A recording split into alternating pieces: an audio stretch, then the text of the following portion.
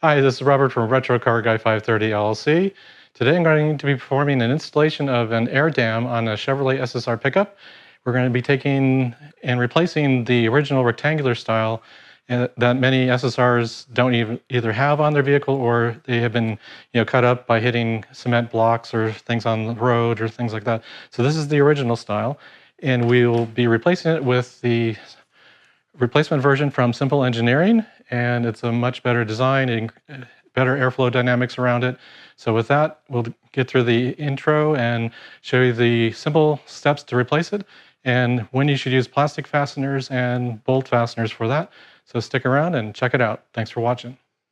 Please review the automotive information, repair, and modification guidelines on this screen. Seek the advice of a repair professional if you're unsure how to perform any repair or modification safely and correctly. All repairs and modifications are performed at your own risk.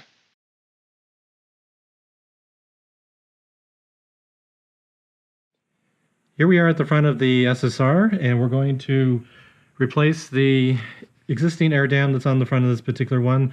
The current configuration of this one is a plastic radiator support with a original OEM style air dam. So we're going to remove the pins that are securing the air dam at this point and then replace it with the new one from Simple Engineering. So you get some sort of plastic pry tool or pliers. You don't want to, if you're going to reuse the clips, make sure that you don't cut them, but use something safe to remove them.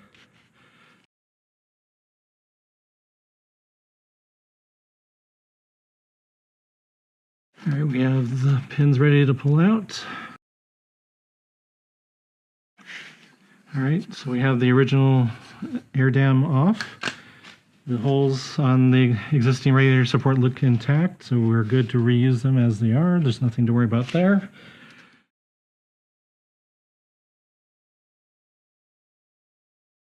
All right, the replacement of this should be fairly straightforward. We align the holes with the existing holes, but notice that the curved sections here that will go up towards the bumper fascia here, so let's make sure we insert it up in and then tilt it up.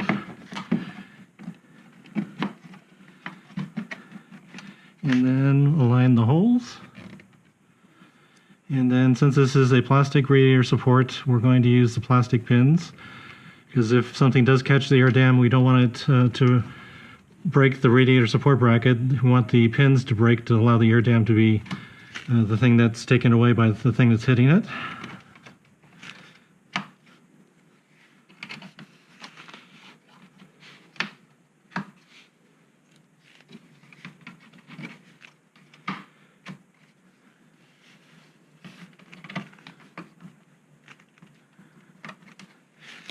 And with that, we now have a new Simple Engineering designed air dam in this 2004 Chevrolet SSR.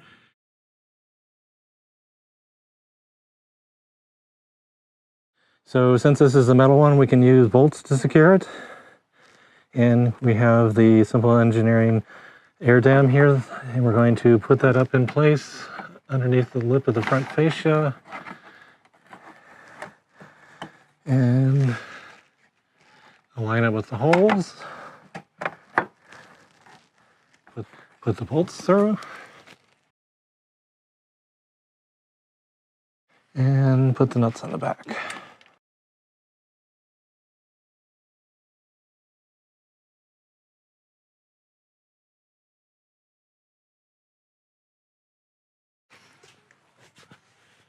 And with that, we have the air dam installed.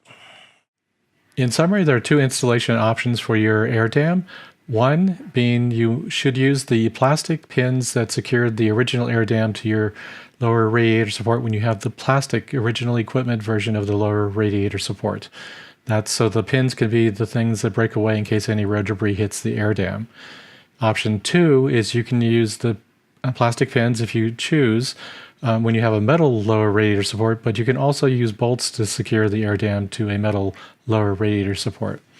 So I hope you found that this video has been helpful to you installing your air dam on your Chevy SSR. And if you like the content, please like the video. And if you haven't subscribed to the Retro Car Guy 530 YouTube channel and you like the content you see here, please subscribe to the channel. Thanks for watching. If you like this video, hit the thumbs up button. If you're stopping by the channel for the first time and you want to, please subscribe. Click that bell icon to get notified when I upload new videos.